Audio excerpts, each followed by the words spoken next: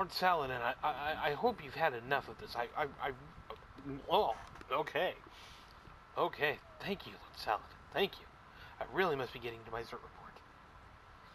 Good morning, DVD Talk. This is your good friend the King, aka the Scott, welcoming you to yet another Xur Report for the weekend of July 4th, 2015, aka Week 43.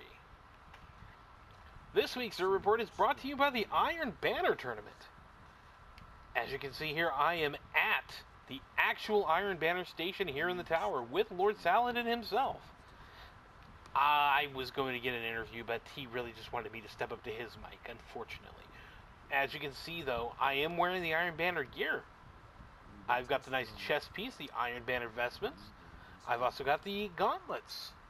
And I'm even wearing the all-new class item right there on my arm. So you can see I'm all decked out and ready to go. You like to get wrecked? You like to get slaughtered? You like to deal with teabaggers? The Iron Banner is just for you, and it's just this week only. Go on and get wrecked. Anyway, it's time to get to the Xur Report, which means I've got to go find Xur. Now, when I was thinking about it, you know, he was in the reef a couple of weeks ago. He was down right below where I was just last week. So I'm thinking this week he's going to be at the bar, which of course is over in the hangar area. So let's head this way. As you can see, I'm not alone. There are right now 3 people in line ahead of me just running to find Xur. Oh, and look, they're all taking a right, so I'm going to go right with them, and look who's here!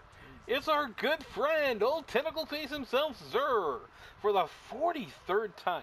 Jesus Christ, have we really been playing this game 43 weeks? Amazing. Just amazing. What hasn't been amazing, of course, are Xur's deals. It would be really nice if here in week 43 we got the Gjallarhorn to come back. Let's find out if we're that lucky. No! No! Once again, we are left without our good friend, the Gjallarhorn.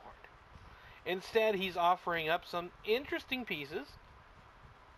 Nothing really too mind-boggling, but, you know, a couple of good pieces, especially for PvP. Let's take a look here. First off, for the Titan, we've got the insurmountable Skull Fort.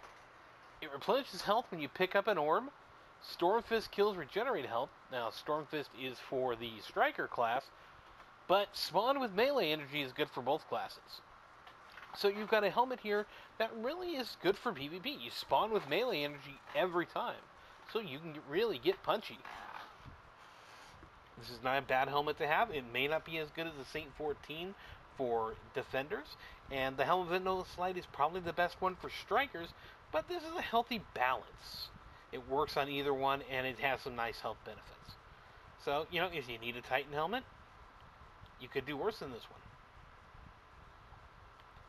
Right over here, we've got the Lucky Raspberry. Now, this Hunter chest piece, you know, it's not the best chest. But again, it's got a pretty good roll on it, much like we saw in the Skull Fort there. They're not the max, but they're pretty good. This one, it helps you with grenades. The Arc Bolt grenade specifically, which of course is on the Blade Dancer. You get a better chain on it, and you spawn with grenade energy, which again, applies to both classes. So, that's not a bad thing to have for PvP. You get to carry more heavy weapon ammo and carry more fusion rifle ammo. So not a bad chest piece, not the best armor. You probably want to go with a helmet for a hunter, but that is not a bad option either. So, you know, if you got the coins, pick it up. Here on the Warlock, we've got the Apotheosis Veil. Again, much like I was talking about with the Skull Fort, we've got the replenishing health orbs. We've got activating your super regenerates your health. These are great perks for PvP. Well, maybe not so much the orb one. That's more a Crota thing, but still not a bad perk to have. So we've got 3, you know, armors that are pretty good. And if you didn't get enough helmets, well, we've got the exotic engram here. 4 helmets. So, you know, get something to cover your head. Bottom line. There's our friend the Shard, which I will never need to buy any of. I've got over 50 at this point. Yeah, I'm that crazy. And right here, well, here's something I won't be buying to put a Shard into, and that's the Universal Remote. To the untrained eye, this beast is a junker. Well, I must be an untrained eye, because it's pretty much junk. It is the shotgun that you can equip as a primary weapon. So if you wanted to rock double shotguns or a shotgun and a sniper, well, this would not be a bad option. But for the most part, using a shotgun with a scope, not exactly the best thing. You'd probably want to stick to your Fellwinter's Lies, your Party Crasher +1s, or your Olay Matador 64s. The Universal Remote, it's just not the sort of thing you want to equip in your primary slot. So there we go. We've got auto rifle telemetry, shotgun telemetry, so if you wanted to buy that Universal Remote, you could pick that up and rank it up pretty fast. And machine gun telemetry. We got plasma drive, emerald coil, our good friend heavy ammo synth, and of course the mode of light exchange. But that's about it for Xur. As you can see, another disappointing week. Another week without the rocket launcher du jour. And another week of crap. So thank you for joining me here for week 43. I am the King, aka the Scott.